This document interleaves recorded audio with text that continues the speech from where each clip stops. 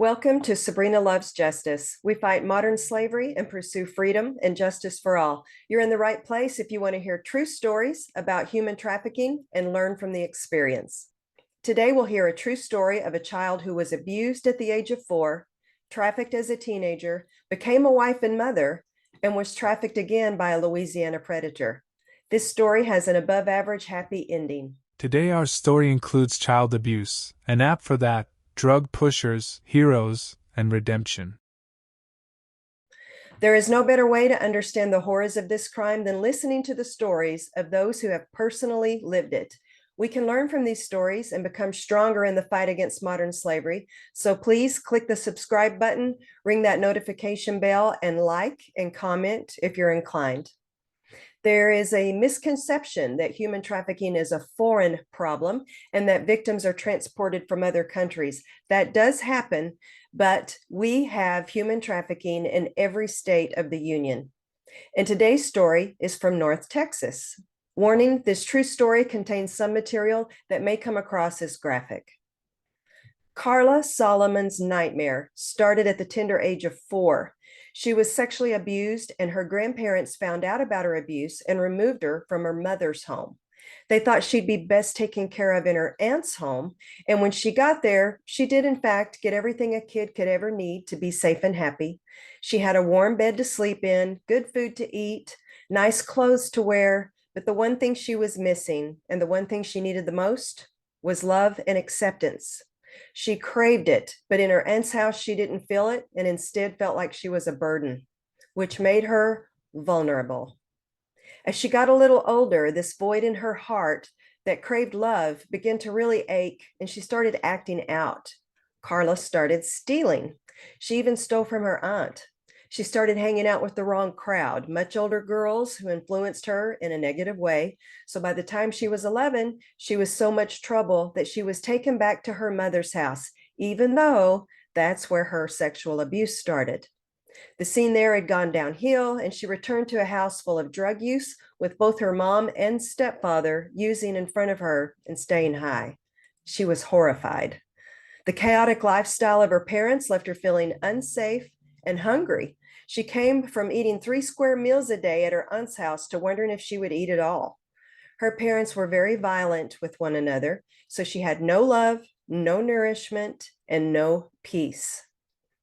One night she was in her room, but she could hear the chaos just outside her door, and she watched through the slit from underneath her bedroom door, and she witnessed her mom actually taking the drugs, and the scene scared her to the point that she just wanted to flee. She wanted to run away, and she did. What Carla couldn't have known is that runaways are one of the biggest targets of human traffickers. Carla found out quickly that life on the streets was not at all what she imagined it would be. You don't get anything unless you give something to someone else.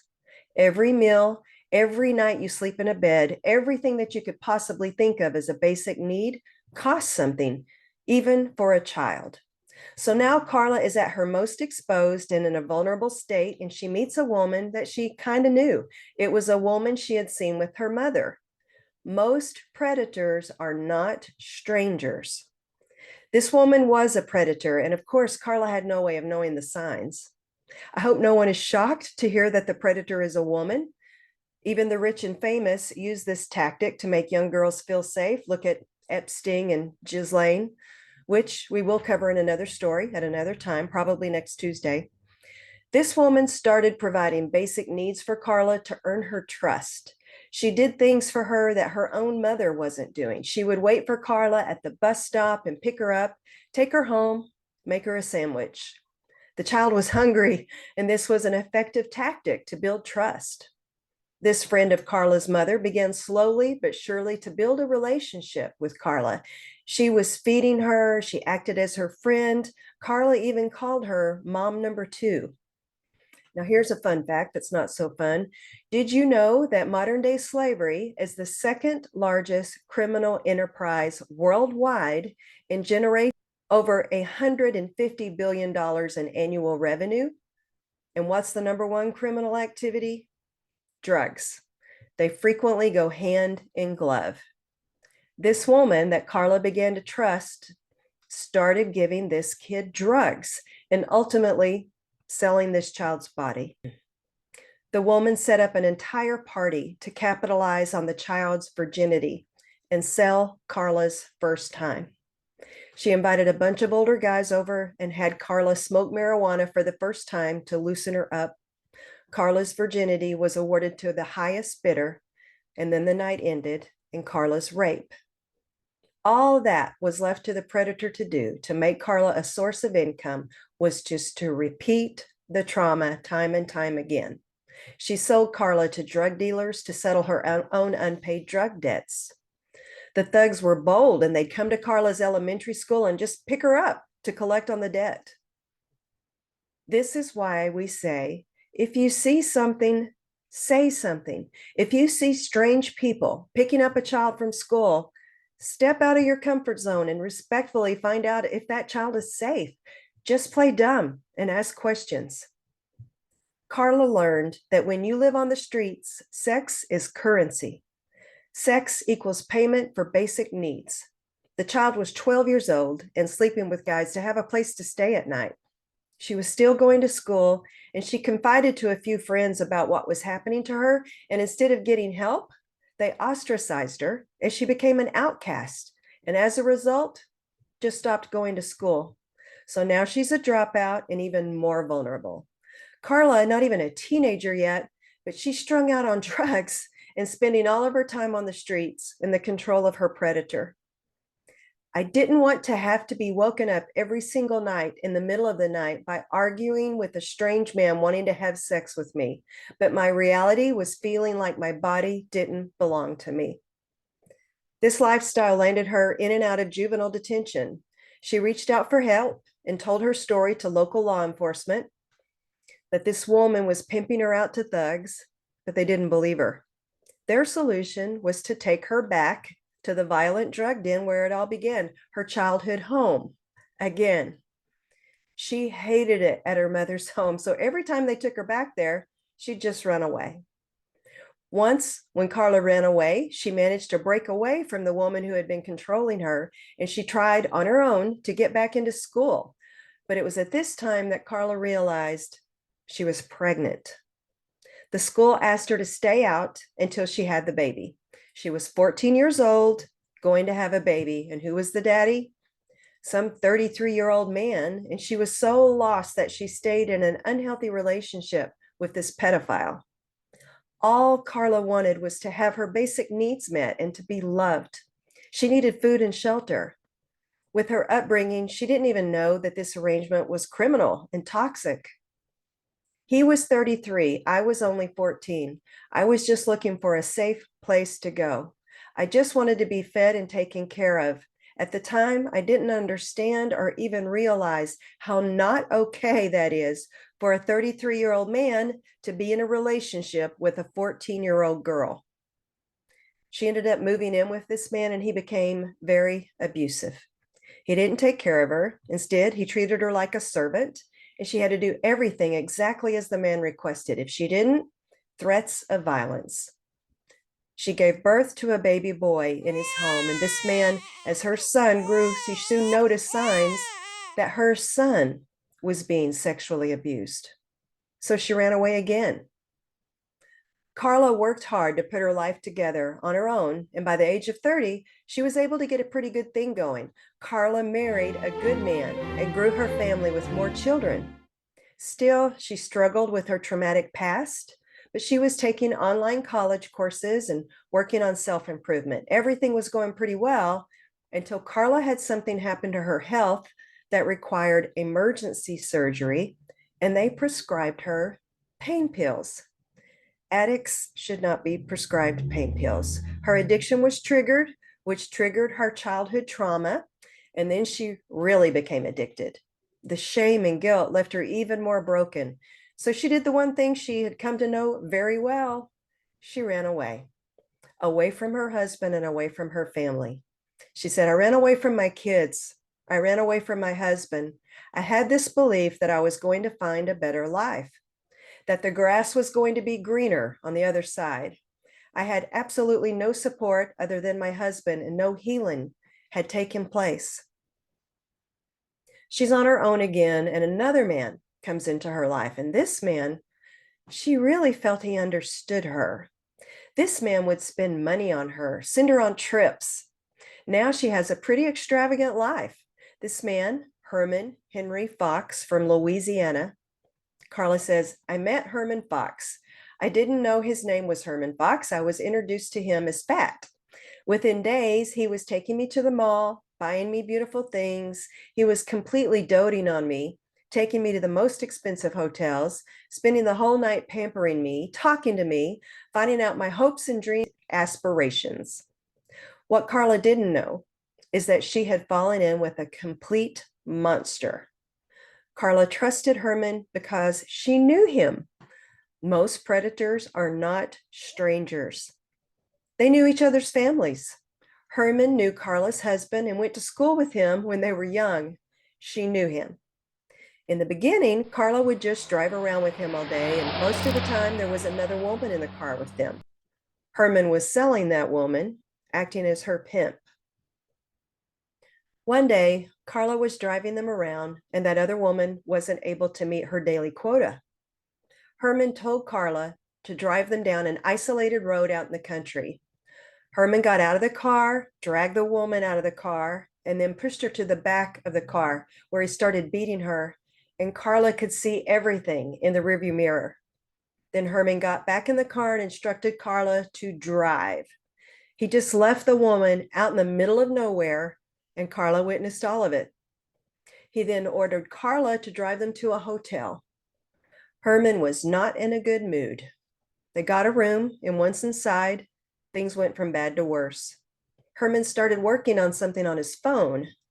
Carla wasn't sure at the time what he was working on, but later learned that he was creating an ad for Backpage.com. Backpage is an online site for prostitution and selling sex. There's an app for that. Since the other woman didn't earn enough money for him, Herman inserted Carla into his business. He told Carla she would earn a lot of money because she was a white girl. It wasn't until that moment that it dawned on Carla that he was going to prostitute her. Before she could even think about the repercussions, she did what she does best. She made a run for it. She ran for the door of the hotel room, and he tackled her like a linebacker. Then, to really show her who was boss and who was in control, he raped her. For the next 54 days, Herman was the pimp and Carla was Herman's whore. And she was forced to have sex several times a day with men responding to the ad. He took her all around Texas to find new clientele, so they were in a different town every 2 or 3 days. They would roll into town, and Herman would set up shop at a cheap hotel. He would rent a room and have people come through. Herman stayed on his phone texting to men who responded to the ad and set up Carla's appointments. If Carla pushed back at all, Herman would tie her to the bed with bed sheets, and she would still have to be with 10 to 15 men in a day.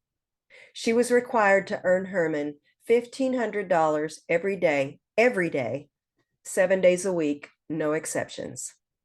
One of Herman's methods of control was to require Carla to smoke methamphetamine. It's a stimulant and has a profound effect on the cardiovascular system. It puts stress on the heart and elevates blood pressure. Carla did not want to take the drug, but Herman would wrestle her to the ground, pin her arms, and sit on her chest. Carla was about 110 pounds at this point, so he was able to force her to do anything with brute force. The drug is highly addictive, and it didn't take long for Carla to be hooked. Herman always had an eye for expansion. He always had his eyes on new victims. One of his favorite shopping areas was the Greyhound bus station. Every town has one, so it was his favorite thing to do. He would just sit and wait for a girl or boy to look like they weren't going to be meeting someone. If a kid just had a backpack and looked lost, they became a prime target. He'd offer them a ride, and before you know it, they're in the car, and that's it. Game over. Carla would later say that she never thought anything like this could happen to her. She went from trusting someone in her time of need to being turned into their property and sold for sex. She trusted Herman, and he was good at doing things to build up that trust and make her feel comfortable. He actually made her feel like he really cared about her. The man that reeled her in with money and things turned into a thief. He stole all of her belongings, including her identity. He took her social security card and other forms of ID, a common tactic with traffickers, even her wedding ring. He even took her name away from her. And when he opened business with his online ad, he gave Carla the name ALEXIA, the Australian Princess. Marketing hacks, I guess. When we hear the details of Carla's story, it's hard not to question why. Why didn't she just get out of the car and run away? But she did try. At one point, Carla got her belly full and she decided to run away from her trafficker. It did not go well. They were pulled over at a gas station, and Carla threw their drugs into a trash can, got to a phone, and called her husband.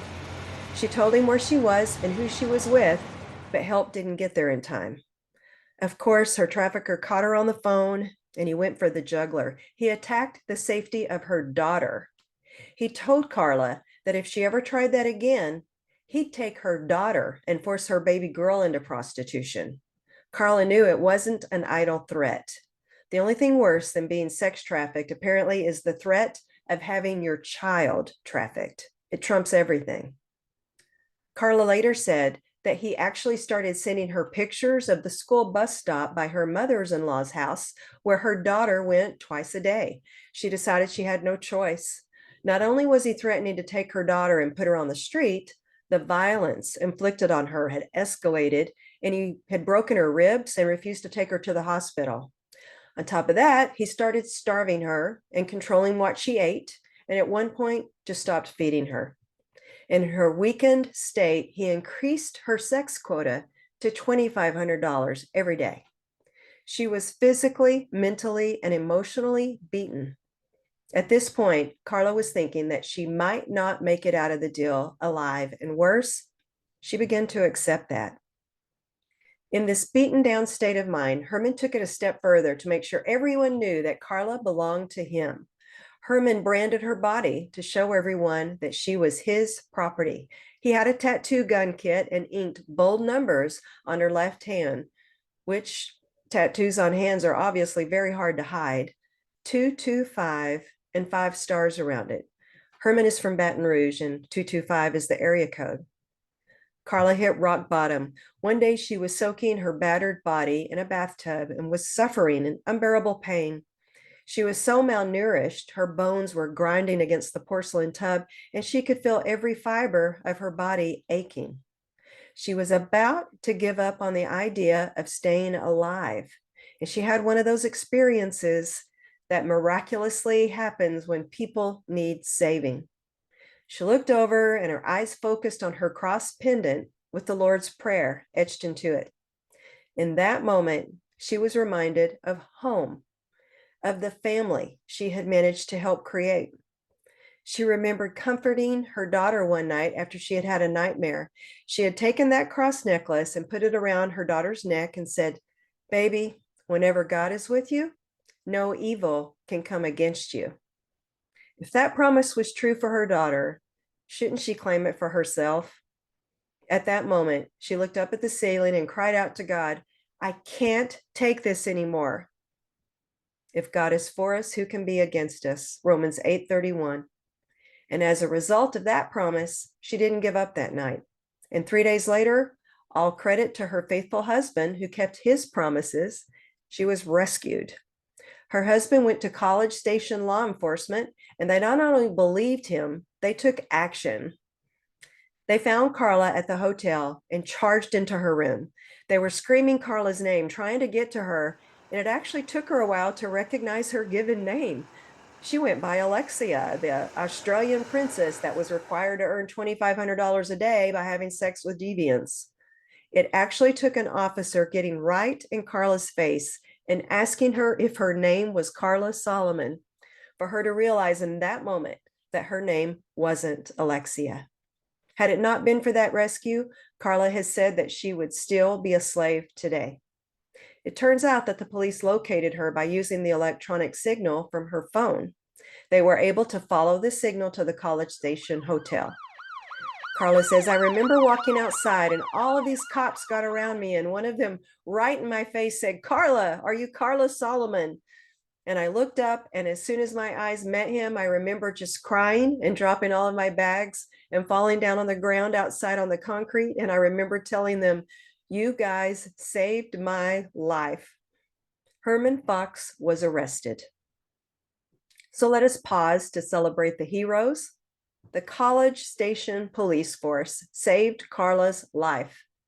Howard was taken to the Brazos County, Texas Detention Center, and in short order, the local newspapers had a big headline. A Louisiana man has become the first person to be ever charged with human trafficking in Brazos County. 34-year-old Herman Fox was arrested March 20th and is accused of forcing a Louisiana woman into taking drugs, having sex, beating her, and breaking her ribs. Investigators with the Department of Public Safety said they rescued a woman in August after she'd been forced into sex trafficking. Fox was allegedly listing her on a website used to solicit sex. And as we now know, it wasn't alleged. Herman Fox is a predator and a human trafficker. Carla was a long way away from a happily ever after. The scars of her trauma were deep, and even though she was safe back at home with her faithful husband, she couldn't keep her mind out of the past, and it played often. She was experiencing Stockholm Syndrome and was an emotional wreck. Stockholm Syndrome is feelings of trust or affection felt in many cases of kidnapping or hostage taking by a victim towards a captor. It manifested with Carla as agoraphobia, by making her feel like she didn't even want to leave her house. She stayed hidden for almost a year.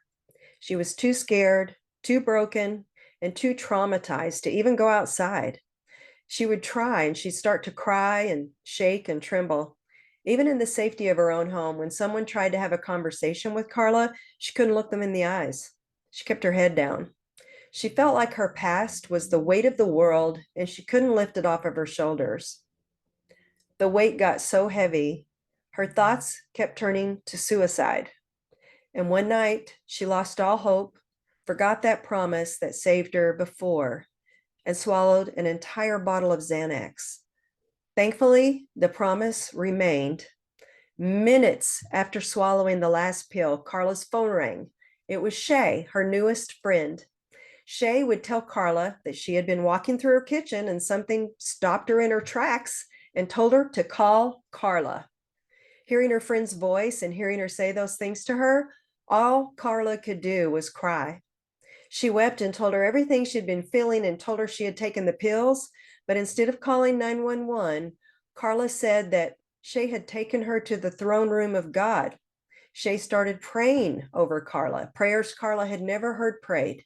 And she knew at that moment that she was going to be fine. She was going to be well, and she wasn't going to die from her mistake. That day was October 24th in 2017, and Carla recalls with a smile that it was the day she tried to throw in the towel, and God threw it back and reminded her of the promise and told her she had work to do. Carla says she never even felt the effect of that bottle of pills and gives credit to her creator. And to top it off, the very next day, she had the courage to leave her house. She left for the first time in almost a year and got a job. She became a waitress and started working. Carla's trafficker became a little bit famous. He made the top 10 Texas most wanted list, and that is not a list you want to be on. They got him. In February of 2018, Fox took a plea offer for 30 years, which he is serving in the Texas state prison system. Now, Carla lives with gratitude and in grace, with no guilt or shame. She lives a full life and put her past to work to help others. She uses her past trauma to relate to women who have been through their own trauma. Her past has become her superpower, and now she serves people. She also added some new ink to her body, branding that she chose for herself. Carla added some Bible scripture, some Hebrew language depicting strength, freedom, and broken chains. In black ink, shackles have been permanently drawn onto each wrist and upper arm, but the chains are broken chains, symbolizing her restored freedom, not just from the slavery, but from all of the bondage.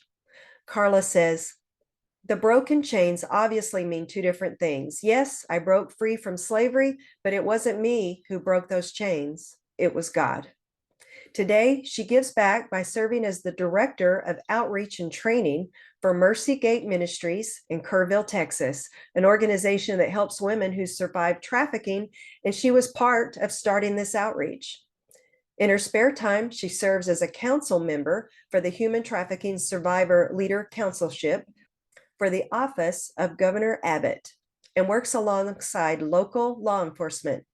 She grew into her role as a survivor consultant and subject matter expert for the Department of Homeland Security. Well done, Carla. Carla loves to spend time with her family. Her baby boy grew up and is now a student at LSU.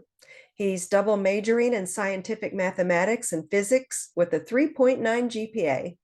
According to Carla, he also participates in an international work study program with NASA, and he works as a technical support operator for the FBI. Her younger children, ages 11 and 9, also are active in the church, sports, and school.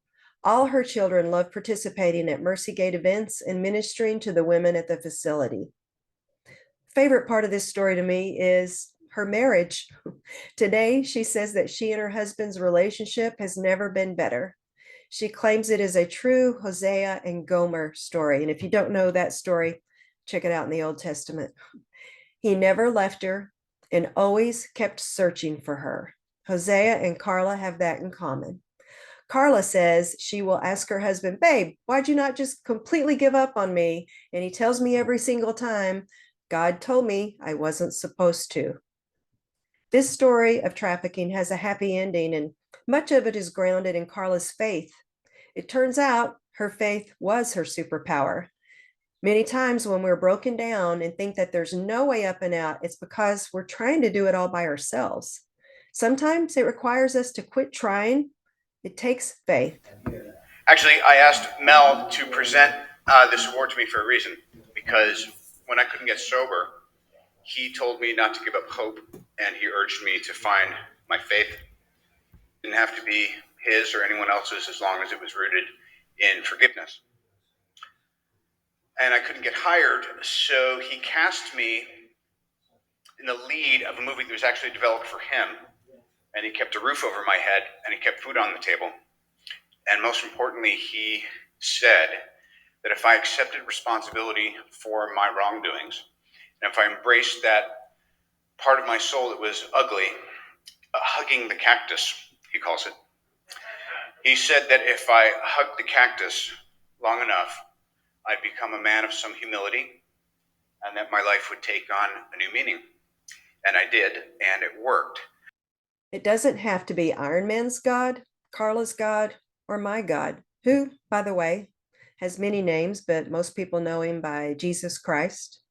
But broken people become survivors when they put their faith in the power rooted in forgiveness. Sometimes the hardest part is hugging the cactus, forgiving ourselves of our mistakes. Carla has a favorite scripture. "You intended to harm me, but God intended it for good, to accomplish what is now being done, the saving of many lives." Genesis 50:20. If you want to know more about Carla's story, she has a beautiful website and a link in the description. The more we talk about these real-life stories, the more we'll come to understand what human trafficking looks like and how we can join the fight.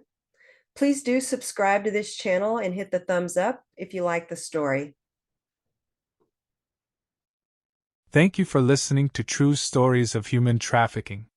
Consider sharing this channel. The more people who hear these stories, the better awareness will be to join the fight. Set your notifications for content uploads or join us again on Tuesday at Sabrina Loves Justice.